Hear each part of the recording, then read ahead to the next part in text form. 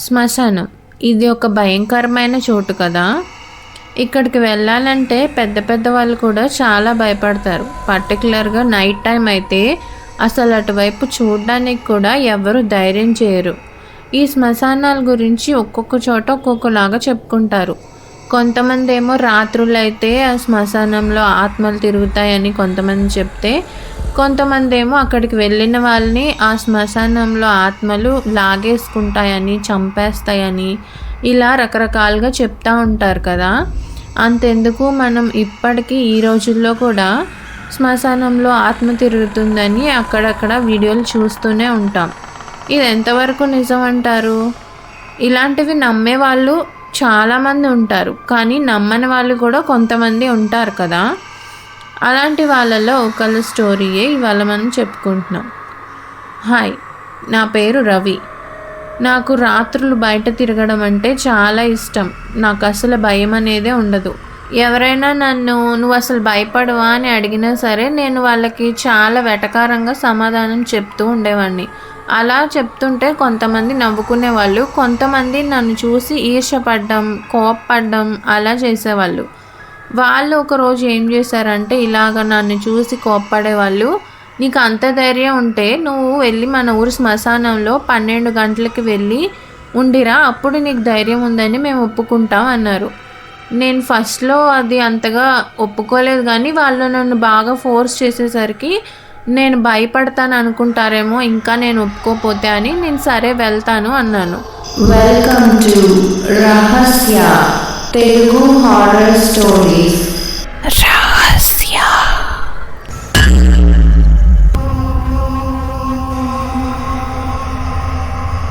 నేను అలా వెళ్తాను అని వాళ్ళ ముందు ఒప్పుకోగానే నా పక్కన నా ఫ్రెండ్స్ ఉండి, వద్దురా ఒప్పుకోకు, ఆ టైంలో వెళ్ళడం మంచిది కాదు, మన ఊరు శ్మశానంలో చాలా చెడ్డగా జరుగుతూ ఉంటుంది, ఆ టైంలో వద్దు వద్దు అని చెప్పారు. నేనేమో ఏం కాదులేరా, నేను అలాంటివి ఏం నమ్మను కదా, అలా ఏం ఉండదులే, వాళ్ళు ఏదో నన్ను రెచ్చగొడటానికి వెళ్ళమంటున్నారు, ఏమవుతుందో వెళ్ళొచ్చేస్తాను, అక్కడ ఏం ఉండదు, అందరూ భయపడినట్టు అని నా ఫ్రెండ్స్ని ఒప్పించాను. నా ఫ్రెండ్స్ అలా ఎందుకన్నారంటే, మా ఊరి శ్మశానానికి ఒక చిన్న స్టోరీ ఉంది. అదేంటంటే, మా ఊరి శ్మశానం పేరు శాంతివనం. అక్కడ ఏంటంటే నైట్ 12 తర్వాత ఎవరు వెళ్ళినా మళ్ళీ తిరిగి రాలేదు అని ఒక స్టోరీ ఉంది. అది అప్పటి వరకు జరిగినట్టు ఎవరికి ప్రూఫ్స్ అయితే లేవు, కానీ అందరూ అదైతే నమ్ముతారు. అలా ఎందుకు నమ్ముతారో ఎవరికి తెలీదు. తెలిసిందే కదా, ఏదైనా ఒక స్టోరీ కొంచెం భయంకరమైనది చెప్తే అది నిజమా కాదా అని ఎవ్వరూ ఆలోచించరు, అది నిజమే అని నమ్ముతారు. ఎందుకంటే అక్కడ కొంచెం ప్రమాదం జరుగుతుందని అనుకున్నప్పుడు అది నమ్మడమే మంచిది అని హ్యూమన్ సైకాలజీ ఆలోచిస్తుంది కాబట్టి, సో అందరూ అది నిజమే అని నమ్ముతారు. నా ఫ్రెండ్స్ కూడా అందుకే నన్ను వద్దన్నారు. అలా నెక్స్ట్ డే నైట్ 12 o'clockకి నేను శ్మశానంలోకి వెళ్ళాను. అలా వెళ్ళిన తర్వాత నాకైతే అక్కడ ఏమీ కొత్తగా వింతగా ఏం కనిపించలేదు. మామూలుగా జనరల్గా కొన్ని సమాధులేమో మట్టితో ఉన్నాయి, కొన్ని ఏమో సిమెంట్తో కట్టున్నాయి, కొన్నిటికేమో సమాధి రాయి ఉంటుంది కదా, వాటి మీద పేర్లు ఉన్నాయి. ఇలా వరుసగా సమాధులన్నీ ఉన్నాయి. అది నేను డే టైం చూసినప్పుడు ఎలా ఉంటుందో నైట్ టైం కూడా నాకు అలాగే కనిపించింది. నాకేమంత భయం కూడా వేయలేదు. అలా కొంచెం ముందుకు వెళ్ళాక ఏమైందంటే, అప్పుడే కొత్తగా ఇంకా లోపల కూడా బాడీ కూడా పెట్టకుండా ఓన్లీ సమాధి ఒక్కటే తవ్వితే ఎలా ఉంటుంది అలాంటిది కనిపించింది నాకు. ఇంకా దానికి సమాధి రాయి కూడా ఉంది, కానీ ఆ సమాధి రాయి మీద పేరేం లేదు. ఏమని ఉందంటే ఆ సమాధి రాయి మీద రేపు అని ఉంది అంతే. ఏంటి సమాధి రాయి మీద ఇలా ఉంది, లోపల కూడా ఏం డెడ్ బాడీ కూడా లేనట్టుంది, ఎవరైనా చనిపోతే చనిపోయిన రోజు తీస్తారు కదా ఈ సమాధి, ఇదేంటి ముందు రోజే గొయ్యి తవ్వించారు అని అలా కొంచెం దగ్గరికి వెళ్ళేసరికి ఆ సమాధి రాయి వెనకాల నాకు చిన్నగా ఒక ఆకారం కనిపించింది. ఒక ఆడ మనిషి ఆకారం, తెల్ల చీర కట్టుకొని కనిపించింది నాకు.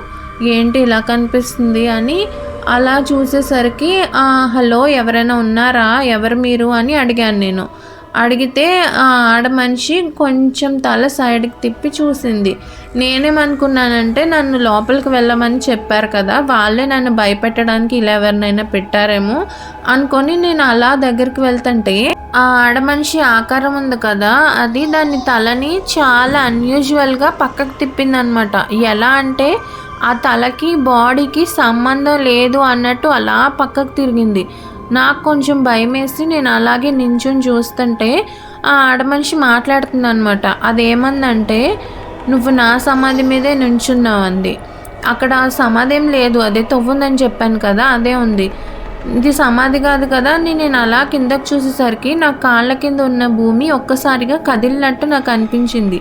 నాకు కొంచెం చిన్నగా భయం అనిపించి నేను వెనక్కి వచ్చి చూసేసరికి ఏదో లోపల నుండి బయటకు వస్తున్నట్టు నాకు అనిపించింది. అది లోపల నుండి ఎలా ఉందంటే, ఏదో ఒక పాలిపోయిన చెయ్యి, ఆ చేతికి విరిగిపోయిన వేళ్ళు, ఒక గ్రే కలర్లో ఉందన్నమాట ఆ చెయ్యి. ఆ వేళ్ళు కూడా మంచి వేళ్ళలాగా స్ట్రైట్గా లేవు, వంగిపోయినట్టు ఇలా వికృతంగా ఉంది ఆ చెయ్యి.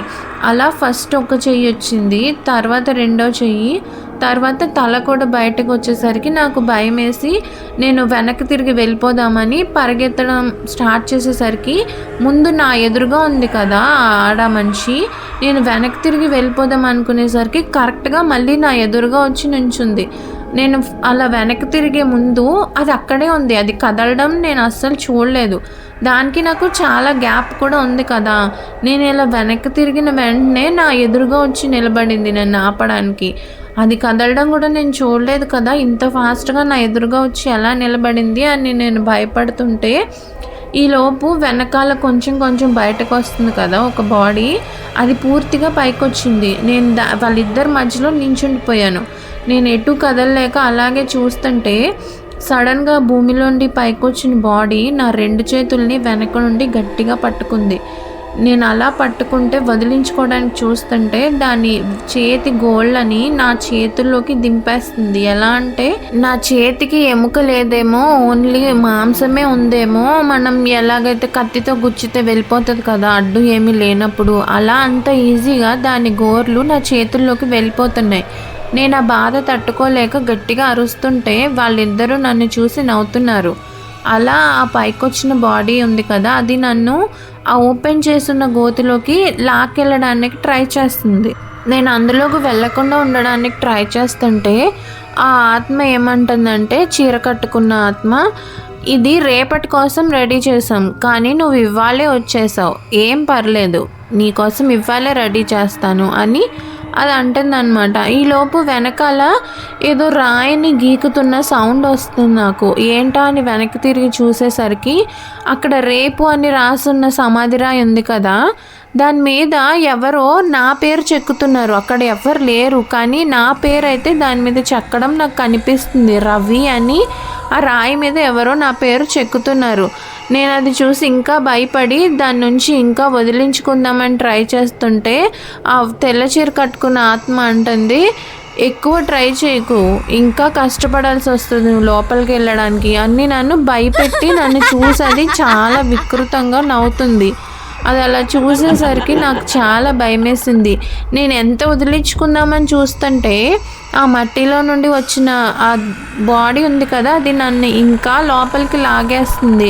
నా చర్మంలోకి దాన్ని గోళ్ళని బాగా దించేస్తుంది. ఎలా అంటే నా చర్మం చీలిపోద్దేమో అన్నట్టుగా నాకు అంత బాధ వస్తుంది. అది అలా గుచ్చుతుంటే నొప్పిగా అనిపిస్తుంది.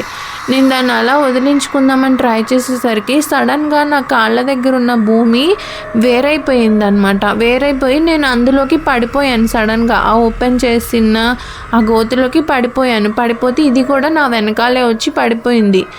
ఆ బాడీ ఉంది కదా నన్ను లాగుతున్న బాడీ, అది కూడా నాతో పాటు ఆ గోతిలో పడిపోయింది.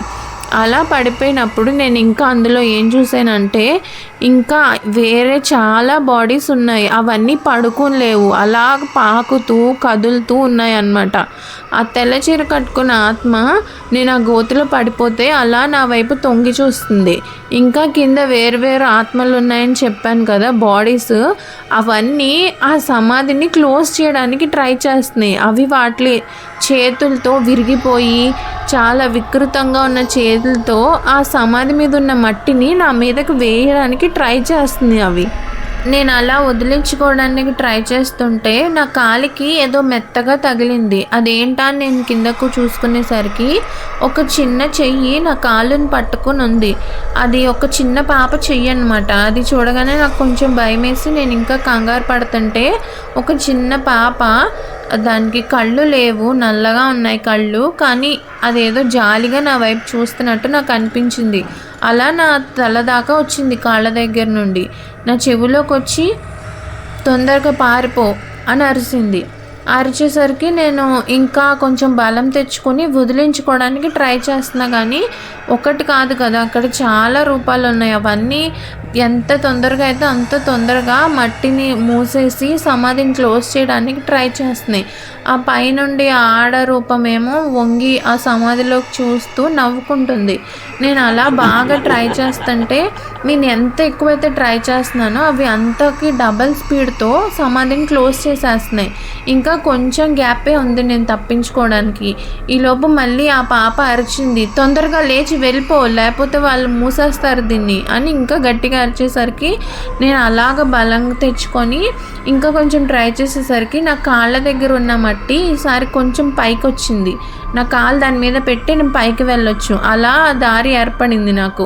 అలా దాన్ని సపోర్ట్ చేసుకొని నేను వెంటనే పైకి గడ్డి మీదకి రోల్ అయ్యి అలా లేచి పరిగెత్తుతుంటే తెల్లచీర కట్టుకున్న ఆత్మ నా వెనకాల అరుస్తుంది. అదేమంటుందంటే, నువ్వు ఇవాళ తప్పించుకున్నావేమో, కానీ ఎప్పటికైనా నేనే స్వయంగా వచ్చి నిన్ను ఇక్కడికి తీసుకొచ్చి ఈ గోతిలోనే పెడతాను. నువ్వు ఎప్పటికీ నా నుండి తప్పించుకోలేవు. ఈ చోటు నీ స్పర్శని తెలుసుకుంది, అది నిన్ను ఎప్పటికీ వదిలిపెట్టదు. నువ్వు ఎప్పటికైనా ఇక్కడికి రావాల్సిందే అని అలా అరుస్తుంది. నాకు ఇంకా భయమేసి నేను అలా ఫాస్ట్గా పరిగెత్తుకుంటూ శాంతివనం గేటు దగ్గరికి వెళ్ళి పడిపోయాను. ఎప్పుడు తెల్లారిందో తెలియదు, కానీ నా ఫ్రెండ్స్ వచ్చి నన్ను లేపుతున్నారు. ఏంట్రా ఇక్కడ పడిపోయావు, ఎప్పుడనగా బయటికి రావాలి, నువ్వు ఇంకా రావట్లేదేంటి అని మేము వచ్చి చూస్తే నువ్వు మాకు ఎక్కడ కనిపించలేదు, ఇంకా లోపలే ఉన్నావేమో అనుకుని మేము ఇక్కడే గేట్ దగ్గర నుంచొని చూస్తున్నాము. ఎప్పుడు వచ్చావరా, అసలు ఎప్పుడు పడిపోయావరా, మాకేం తెలియలేదు అంటున్నారు. అలాగే నన్ను మా ఇంటికి కూడా తీసుకెళ్తే మా అమ్మ నన్ను బాగా తిట్టింది. ఎప్పుడు ధైర్యం అంటావు, ఇవాళ చూడు ఏమైందో, అసలు ఏం చేసావు నువ్వు రాత్రంతా అక్కడ అని అడిగారు వాళ్ళందరూ. అడిగితే నేను రాత్రి జరిగిందంతా చెప్పాను. వాళ్ళందరూ చాలా భయపడ్డారు. ఇదంతా పక్కనే ఉన్న మా తాతయ్య కూడా వింటున్నారు. ఆయన విని, ఇలా జరిగిందా నీకు అంటే, అవును ఇలాగే జరిగింది, అసలు ఎవరిది ఆత్మ అని నేను అడిగితే మా తాతయ్య తన గురించి చెప్పడం స్టార్ట్ చేశారు.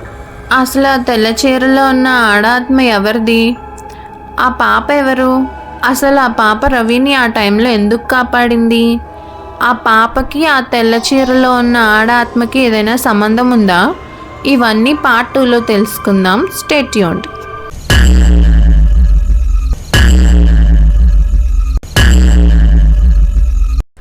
అండ్ మీకు కనుక వీడియో నచ్చితే మర్చిపోకండి లైక్, షేర్ అండ్ సబ్స్క్రైబ్.